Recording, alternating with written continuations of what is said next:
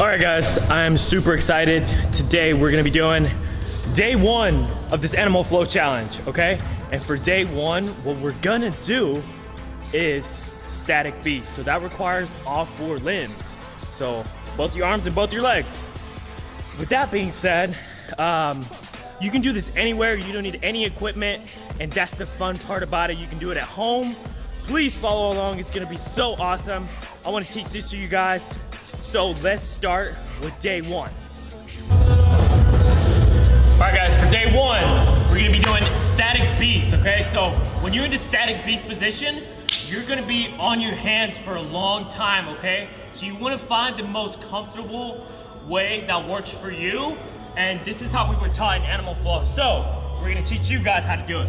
So you're gonna bring all four limbs to the ground, so arms down to the ground. And what I want you to do is bring your elbow pits forward, and I want you to find a middle ground between your scapula. So go all the way down, like if you're doing a cat-cow, all the way up and down, and find that middle ground where you can get a really good activation on your back. Because when you lift off, you're gonna be engaging your core, okay? So those are 2 pointers that you wanna make sure that you're doing. The next pointer, your knees. You wanna have them right below your belly button, not directly below, but fairly close. So my belly button is right here, so I'm about a handful away, like 4 or 5 fingers away with my knee, okay? So when I have that position, then I wanna bring my toes on the ground, elbow pits forward, and I wanna lift my knees off the ground slightly, bringing my belly button to my spine, activating my core, and now we're in static beast, okay? Now I'm gonna switch positions so you guys can see that a little bit more, okay? So I'm gonna switch positions. Now I'm gonna find my middle ground with my scapula. I'm gonna bring the elbow pits forward. The belly button is right, my knees are right, really close to my belly button, okay? Really close to the belly button. I'm really trying to keep this positive, as positive as possible. All right, elbow pits forward, belly button to spine, and I'm gonna lift my knees off the ground. I should be able to get one sheet of paper right through my knees, between my knee and the ground.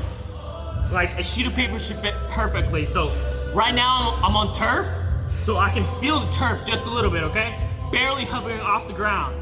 So those are pointers for static beast, okay? All right, another tip on static beast, okay? When you're in static beast, okay, you wanna make sure that your limbs are not too far apart, okay? So you wanna keep them fairly close.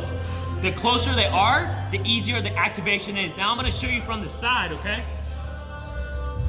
Bringing the elbow pits forward. Now I'm gonna barely lift off the ground.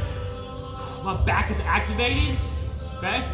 Now, I know this is a lot of work on the wrist, and a lot of people, you know, the wrists hurt from doing push-ups or whatever it might be. So a good way to decompress your wrist, shake it out, baby. Shake it out. The next thing, we're gonna bring it together, and you're just gonna apply a little bit of pressure here. Just kind of releasing that tension from being in that static position, okay? All right, let's go over the next thing. When you're doing static beast, activating your core is super important. What do I mean by that? So think of if you're putting a tight pair of jeans on and you're flexing, and you're trying to pull those jeans up as much as you can, right?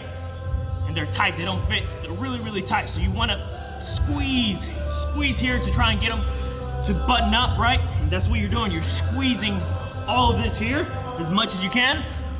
So, we're gonna squeeze all of this here. When I say belly button to spine, literally find your belly button and bring it to your spine. So your belly button is here. We're gonna bring it to the spine, activate it. I'm still breathing. Notice that I'm still able to breathe. I'm not closing off my diaphragm up here, okay? So, in static beast, for your homework for static beast, we're gonna be doing a static hold. So we're gonna set the timer, and we're gonna go all the way to 30 seconds.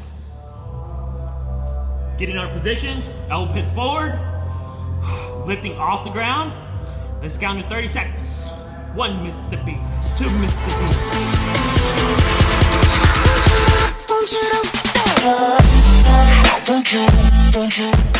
We're on 30.